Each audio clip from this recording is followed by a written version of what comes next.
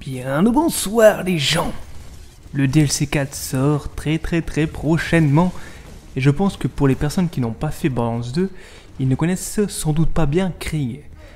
Alors bien sûr, il y a des échos de Krieg sur Borderlands 3 qu'on peut trouver dans la forteresse de Conrad, mais on parle pas de ça là. Pour les personnes que ça intéresse, je vous mettrai dans la description une vidéo que j'ai faite en non répertorié où j'ai mis les 8 échos de Krieg. On en apprend un peu plus sur lui, mais pas vraiment plus que ça. Du coup, pour les personnes qui connaissent pas bien Krieg, je vais vous faire un bref retour historique sur ce fameux personnage, si cela vous intéresse bien entendu. Je vais faire une vidéo assez brève, je vais pas parler des différentes hypothèses possibles qu'il y a eu sur Krieg. Je vais pas m'attarder là-dessus, je vais surtout m'attarder sur la réelle histoire qu'on trouve sur internet ou qu'on a vu via Borderlands 2, via les vidéos, via les échos sur Borderlands 2. Voilà, en soi, j'ai trouvé une hypothèse en faisant mes recherches sur internet sur l'histoire de Krieg. J'ai trouvé une hypothèse comme quoi Krieg pourrait être le père de Tinitinas, qui est une hypothèse vraiment sympathique et très plausible.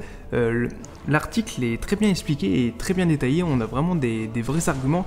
Donc je vous mettrai le lien dans la description de l'article pour ceux que ça intéresse. Je pense que ça vaut vraiment le coup d'être lu parce que c'est vraiment une très bonne hypothèse et qui peut être tout à fait vraie. Voilà. Perdons pas plus de temps, revenons sur Krieg. Alors, Krieg n'a pas toujours été un sadique. En effet, comme on l'entend dans les échos de Borderlands 3, ou encore, par exemple, dans la vidéo de présentation de Krieg qu'il y a eu pour la sortie du chasseur large pour Borderlands 2, donc ça remonte déjà un petit moment, c'est ça.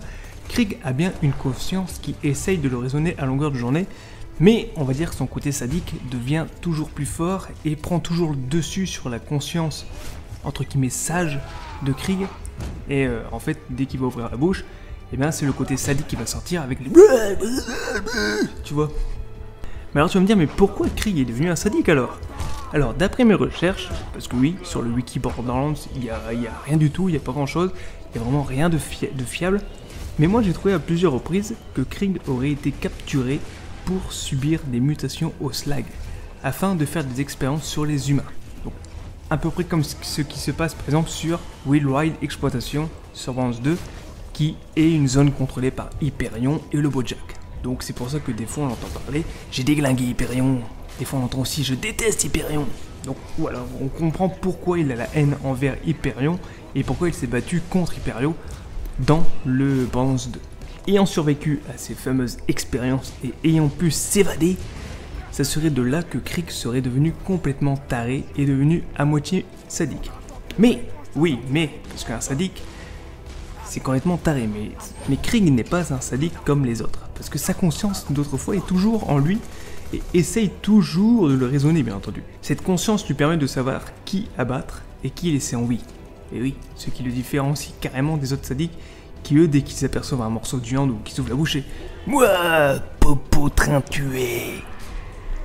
Donc justement, je pense que lors de ce DLC 4, on va enfin en savoir plus sur la vie antérieure de ce Krieg, grâce à l'expérience que Tanis a mis en place, qui va nous permettre d'effectuer un voyage dans son subconscient via le vroom vroom trom trom, je sais plus le nom du train. Mais voilà, donc voilà à peu près, entre guillemets, l'histoire de Krieg, le plus rapidement possible, je vais pas partir dans les détails. Comme ça au moins pour les personnes qui ne connaissaient pas du tout Krieg, eh bien vous pouvez vous faire une petite idée sur son histoire, et pour pouvoir commencer le DC4 tranquillement. Je vais faire un point rapide entre qui est Krieg et Maya, parce que oui, avec un écho sur Borderlands 3 qui est celui-ci par exemple.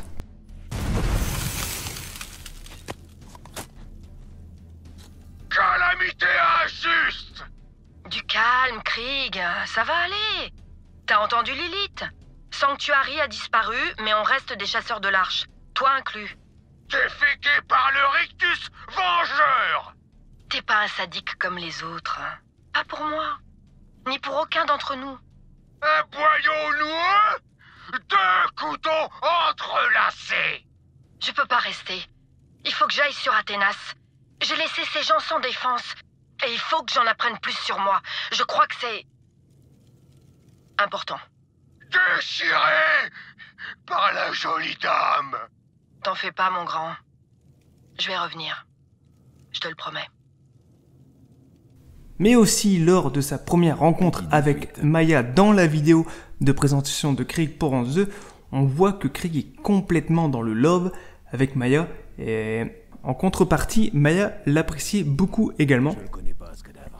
Bon, de là à dire qu'ils sont en couple, bon, on va pas, je pense pas, hein. Krieg, je pense pas qu'il est assez stable pour vivre une vie de couple, hein. Il est un petit peu taré sur les bords, donc je pense pas que Maya vivrait très longtemps s'il est en couple avec. Même si je pense que Maya aurait pu avoir la force et la volonté d'aider Krieg pour essayer de le rendre stable. Mais bon, ça c'était avant que Maya disparaisse. Donc on verra dans ce DLC 4 comment va réagir Krieg à l'annonce de la disparition de Maya. Moi, mon hypothèse, c'est que Krieg va complètement péter un plomb et qu'il va devenir instable et incontrôlable. Mais bon, ça, on verra bien comment se déroule le DLC 4. J'espère vraiment ne pas être déçu de ce DLC 4. J'espère vraiment que ce DLC 4 va nous permettre de découvrir la réelle histoire de Krieg. Et pas autre chose en fait. C'est ma crainte, j'ai peur que je suis carrément à côté de la plaque, que ça va pas du tout être sur l'histoire de base de Krieg, ça sera sur autre chose sur Krieg. Et moi j'ai vraiment envie que ce DLC 4 soit concentré sur la réelle histoire de Krieg et la réaction qu'il aura après avoir appris la mort de Maya. Donc voilà. Donc en tout cas j'espère que ce petit retour en arrière vous aura plu et que les personnes qui ne connaissent rien sur Krieg seront comblées. J'espère également que j'aurai assez bien expliqué et résumé son histoire. Je voulais pas partir dans une vidéo qui dure 100 ans. Je voulais vraiment faire un truc bref, juste pour les grandes lignes pour connaître Krieg de base. Surtout si ça t'a plu, bah t'oublies pas le petit like hein, bien sûr. Puis une petite activation de la cloche. Ça serait sympa pour me soutenir, tu vois. Je vous souhaite à tous un très bon week-end. Et on se retrouve très vite pour de prochaines vidéos les amis. Allez bisous. Et surtout, essaie de ne pas crier popo à plein poumon. Je vais te faire remuer le popo-train! C'est fini, crétin. Tu vas crever ici, et les derniers mots qui sortent de ta bouche seront popo-train. Oh, génial. Voilà les rats qui débarquent. Retourne-toi, sirène. Bordel, retourne-toi ou c'est fini pour toi. Dis-lui de se retourner maintenant. Lâchez Ravi! Non, écoute-moi. Du sel sur les plaies! Ouais, génial. On salera toutes les plaies que tu veux, c'est promis. Mais pour l'instant, si tu ne m'écoutes pas, elle va mourir et ce sera ta faute! Ah, retourne-toi, jolie poupée!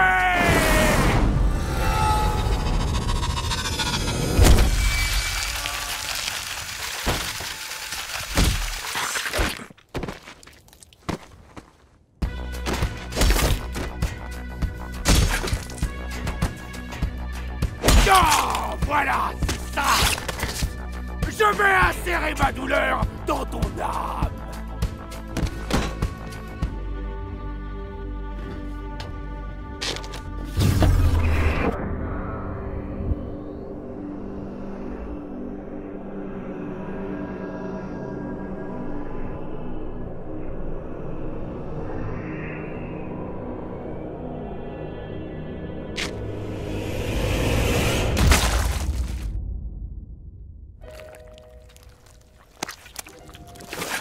Dis-lui merci maintenant. Et dis-lui aussi que grâce à elle, on pourra peut-être un jour, qui sait, agir de nouveau comme quelqu'un de normal.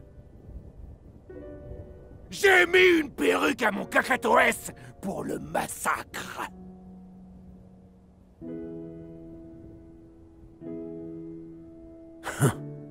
C'était presque pareil.